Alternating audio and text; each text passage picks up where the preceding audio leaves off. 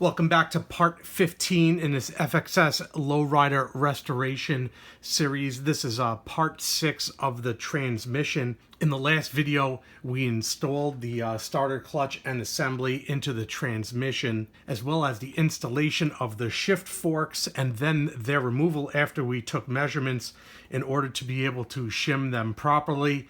And that's where we leave off here in this episode. Hit that like button down below, helps me out a lot when you do. Hit that subscribe button and the bell to get new episodes when they come out. Click the link up here, will take you to the first episode if you're just joining us now.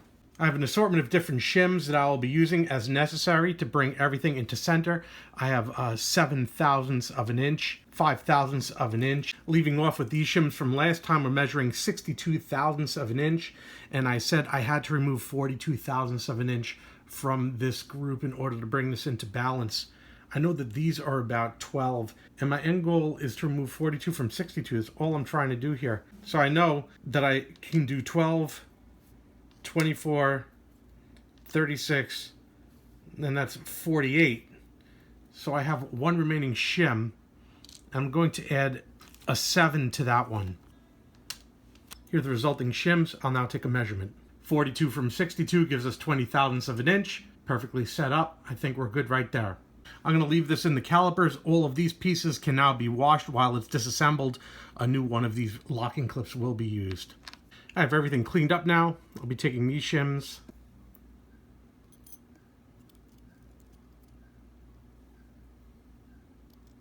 So I'm going to place the fork on these shims exactly as I found it in the same direction. Take a note and which keyway to place it on. Just like that. There we go, it's locked in. The rebuild kit includes the special keyed lock washers for this task. They bend outwards. As arrived, those point outwards. I drop one on, ensuring that the little tab sits in the keyway, like so.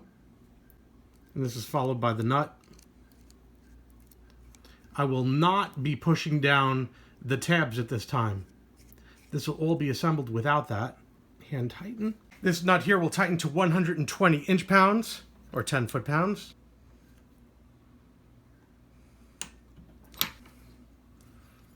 And that's it. So I'm going to place this fork right back in. I'm going to pull out the next one. Whatever I did last time, I'll use a wrench to break tension this time.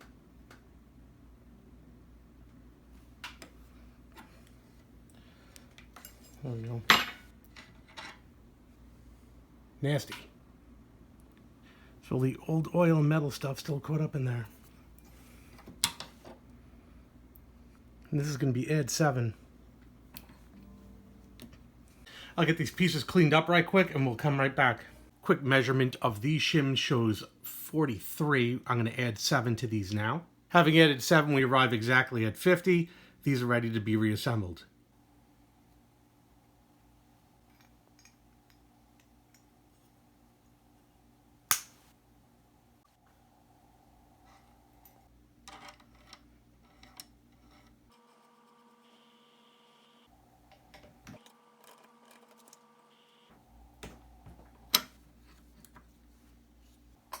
Place this one in now. We check the fitment. Both of them line up appropriately. We'll be able to reassemble this now and redo the clearance checking to make sure everything is okay with the new calculations.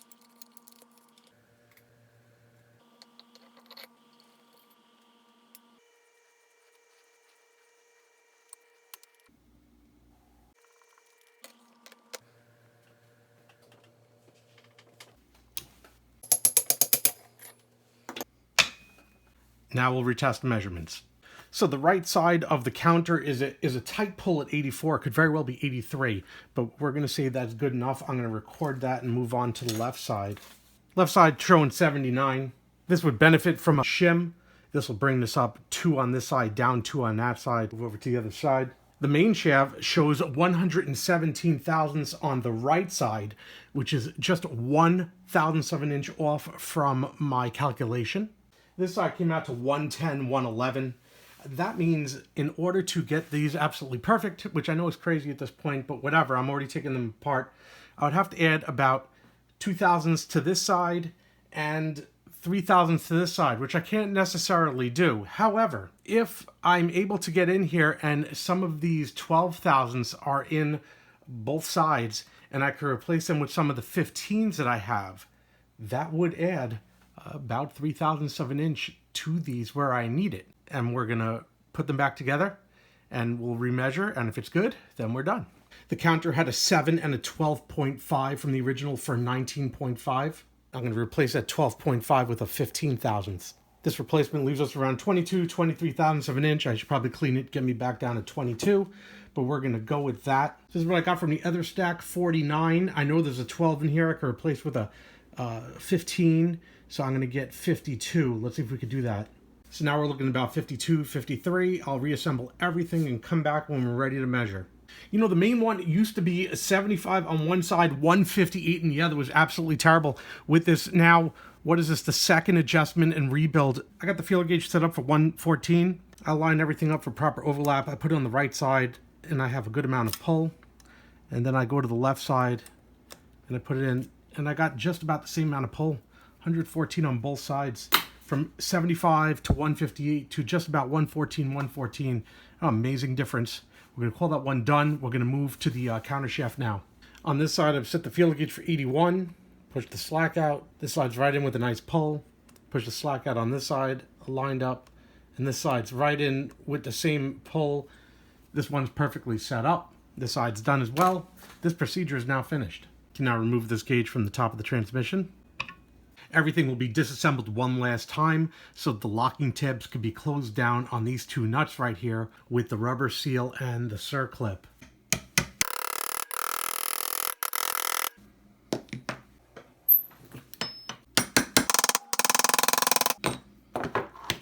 Got the O-ring from the kit. I've added oil to it. I'm going to put it on the end of the shaft now. There we go. I'll re-oil the shaft one last time with the extra oil before I put it back in. Also probably want to re-oil the inside of these since I've taken them out and reinserted them so many times.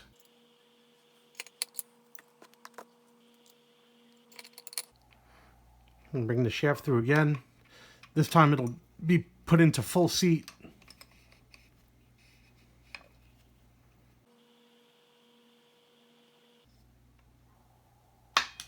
And everything is secured with the circlip.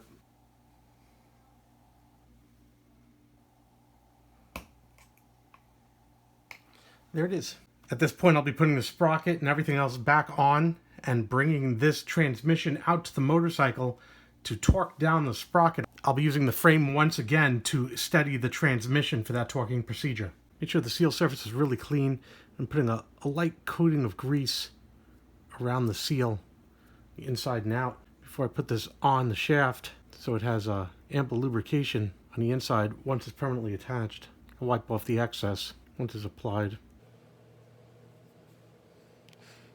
Put it around here just to hold the O-ring in place, and that'll stop it from deflecting when the nut is tightened down.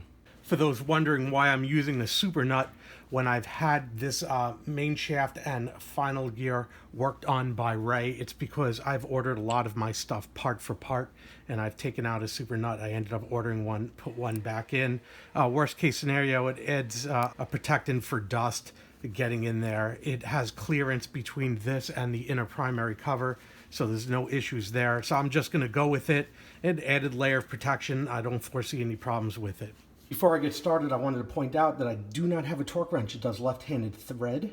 So I picked up this tool today from AC Delco, and it's going to go on a breaker bar. I preset what the torque value is, and it'll beep and have flashing lights. I'll be dialing this in for about 120 foot-pounds.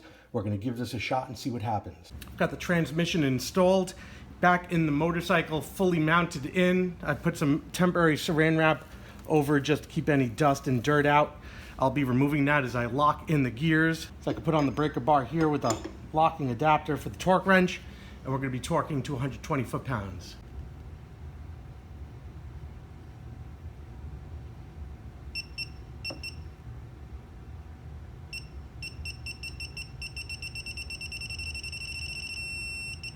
There you go. While I'm down here, I'm going to bend the locking tabs on all of the good flats. I could see one is right here. I'm going to start with my tool that I use to begin. Push them out.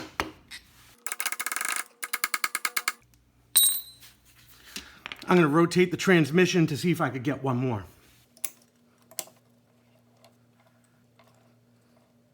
I might be able to get a little off of this tab. I'll give it a shot. There we go, locking tabs are done.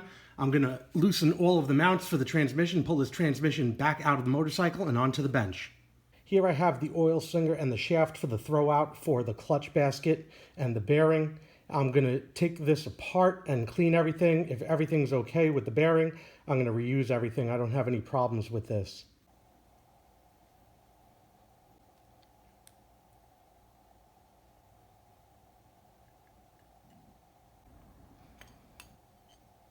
The shaft has been cleaned. I'll oil it and I'll be cleaning each piece and rebuilding it right back onto it. We're going to install it in the transmission and move on to the next step.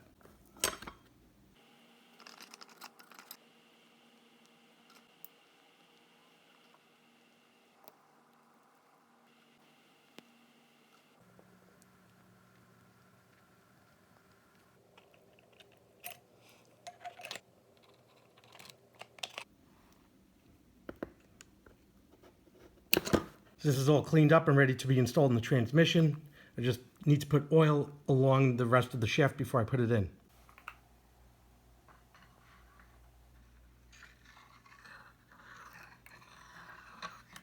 I pulled it out, added oil, and put it back in a couple more times just to evenly distribute more transmission oil through the shaft in here. We can see it protruding out the other side to depress the clutch basket to disengage the clutch as needed.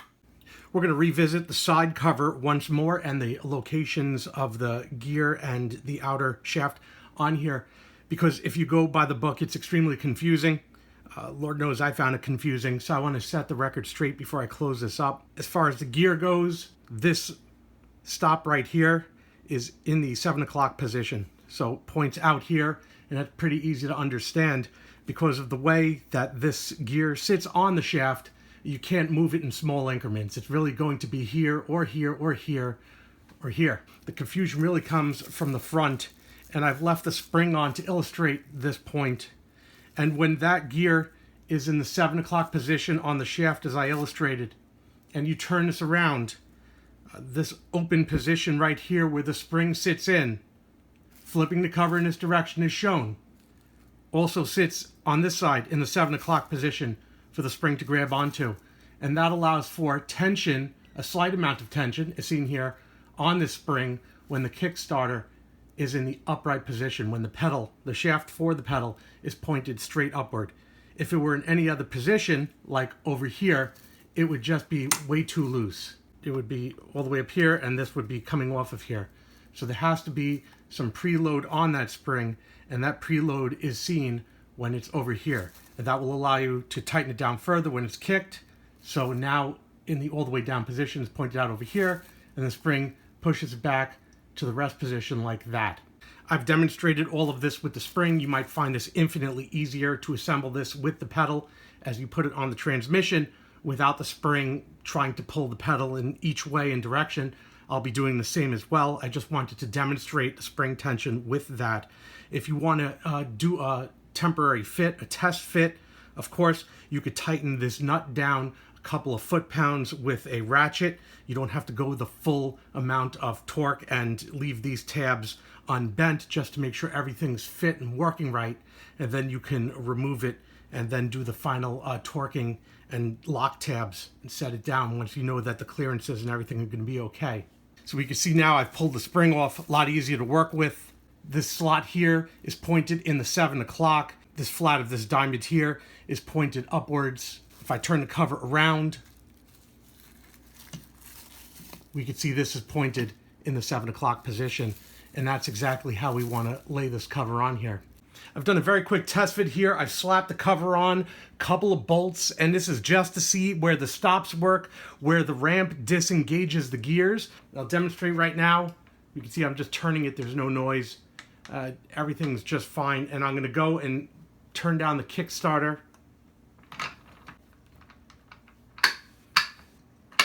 We could hear it. It's currently engaged because I'm holding down the pedal, And if I get it all the way back up where the ramp pulls it out right here, now it's disengaged. So that's where we want to be. The only thing I'm concerned about right now is this last piece right here where the ramp is. Here it's engaged.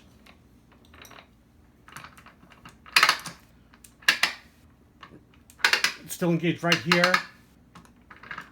And this is where you could just slightly hear it engaged. And here's full stop. And I feel some binding right over here. And I want to see what that is. Now confident of the positions of the gear and the shaft, I've tightened down the nut to about 32 to 35 foot-pounds and pushed down the locking tabs. I also found the binding on the ramp here. I've added some oil. I'm going to hold out judgment until I've got the proper gasket around here. Like I said, it was a temporary fit, so it doesn't really count. Temporarily added the gasket for that extra separation so I can test. I'm going to have to remove this gasket or pull it back later so that I could add Hylamar to the surface of the transmission. This is good enough for now. Point out that when the cover goes on, I find it easier to raise this away to get it under this gear. Also, as this is going to be stopped in the 7 o'clock, it's easier not to guess where the ramp is and just bring it away from there. So take it off 7 so that it doesn't bind. And that way you could come around the gear and straight back on here very easily. No problem. Again, like I said, I just want to get a couple of nuts on here because there will be resistance against the spring as you push against the ramp. It's going to want to pull the cover off. Now I use a kicker to bring it back to the start, like that. Drop the spring on. As I do this test, I have to make sure transmission stays in neutral. I feel as though it's getting better though. Like, see that? See, kick. Yeah, it's pretty much coming up at this point. I think it's something I'm just gonna keep working till it's fine.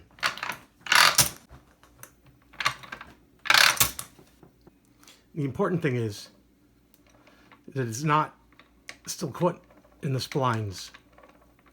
So if I obstruct it, you hear it's still in there? That's not happening. It's out. No worries. I think it would be out over here too. Yeah. So we're well within safe territory. In preparation for the final seating, I've removed the gasket. I'm going to be going over the surface one more time with a razor blade, and then I'm going to be hitting it with some spirits. The gasket will be seated with Hylamar. I'm going to be using some blue on both sides since this is definitely not a new surface. And we'll be starting our torquing procedure.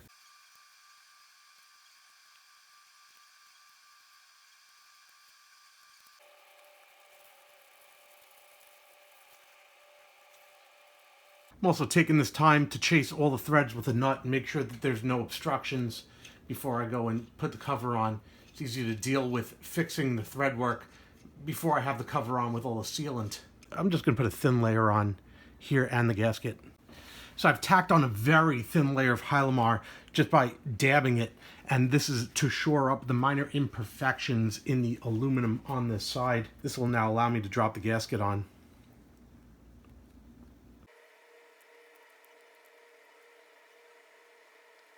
There you go, stick it up against the Hylamar and that's it. I'll wipe off any excess on the inside once I've pressed it up there. Again, very sparingly. Very little was used. Just very little. Creeping out because so little was used.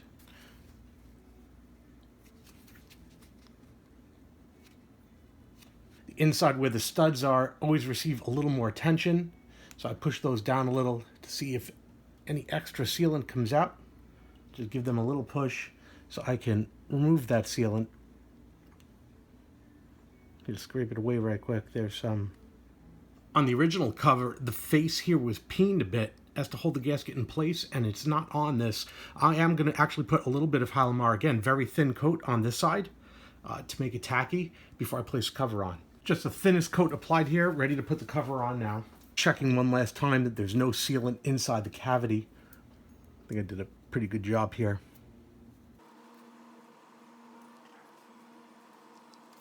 Turn it off ever so slightly, and I'm going to move the oil slinger out just a little bit so I get this gear right behind it. line up all of the studs. As long as it's turned to kick down slightly, there should be no resistance, and then lock it right in. Gonna leave it turned slightly until we get some nuts and washers on here to secure it. For those who remember from earlier videos, I'm using the Nordlock washers, so I'm just gonna be putting them on each one and then just hand tightening. All of the nuts are hand tightened on. I take the kicker and I just bring it back in the up position now. So I'm going to be staggering the torquing of these nuts. I'm going to be starting at 100 inch-pounds, working my way up to 190 inch-pounds. I've done that computation before, so I'm just going to get started.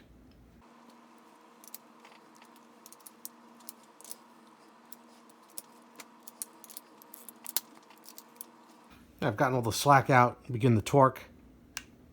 There's 100.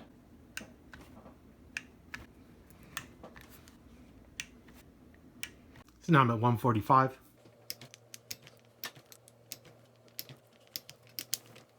And finally 190.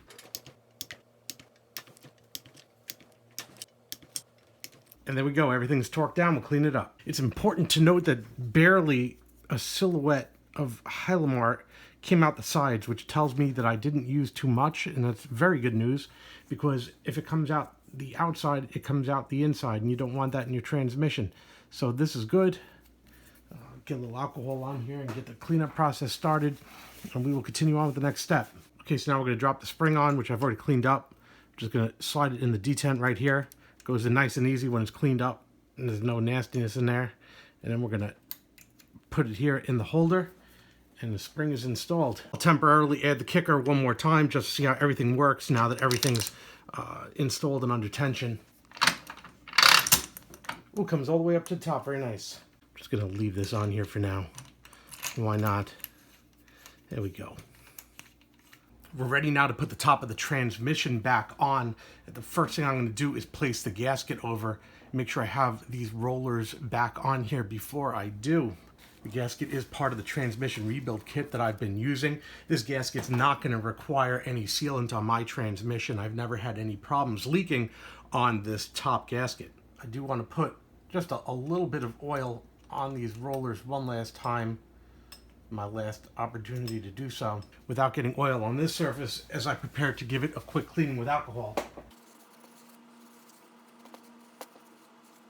Roll through the gears slowly one last time. Just look for any bits of dirt that might have gotten stuck in here. I kept everything clean and covered, but just to be sure, a little tiny piece of dirt.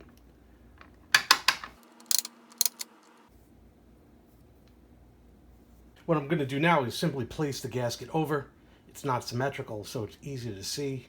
Going through these pins, just being careful not to break the gasket or damage it in any way. As I seat it down.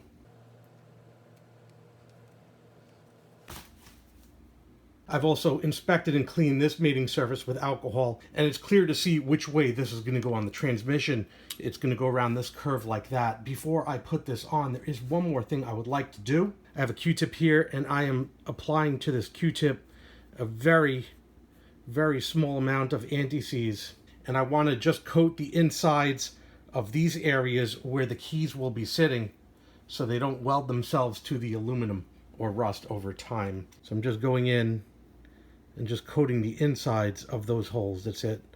Very thin coat.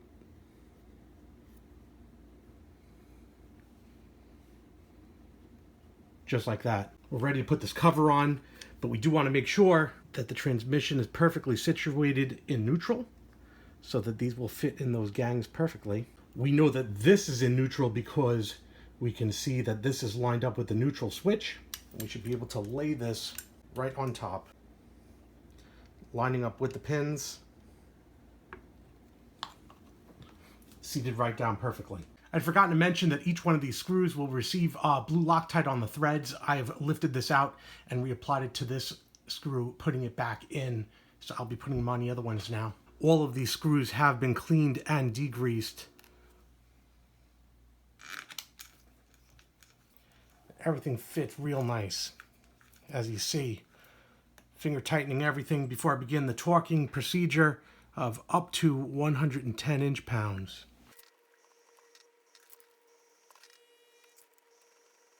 And that's it, we're ready to start torquing. I'm going to do a star pattern. As this transmission's a little older, I'm going to lock it down at 100. It's supposed to be between 80 and 110. 100 will be just fine for this. These are screws that if need be, if you need to lock them back down, you could do it right from outside the motorcycle. No worries whatsoever. See how they feel.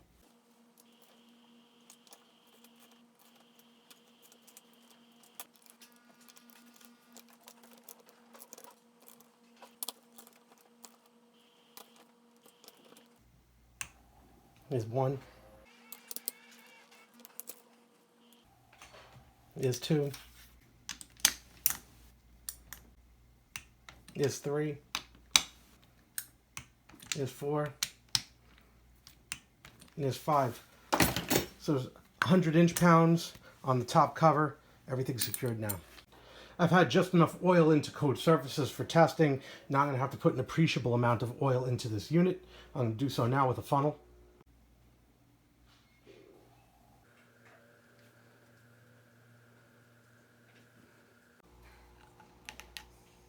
Not fully filled, but enough to get me going for now. It's not like this thing's going on the road. I'm just going to put just a little bit of anti-seize again on the inside of here. Very light coat. Then I'm going to place it in a position on the spline. Check it out.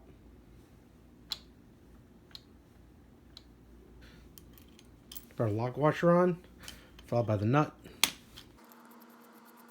be doing a full tightening of this nut later as I deal with the installation of this transmission, but right now this is good enough.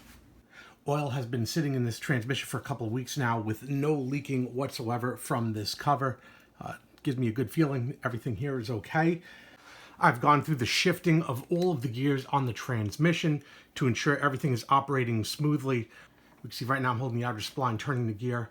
No problem, everything is running fine. Point out on these transmissions, they're not meant to be shifted with nothing moving. It's not like they're going to fall right into gear. So I did go through them. Everything falls into place very nicely. No issues there.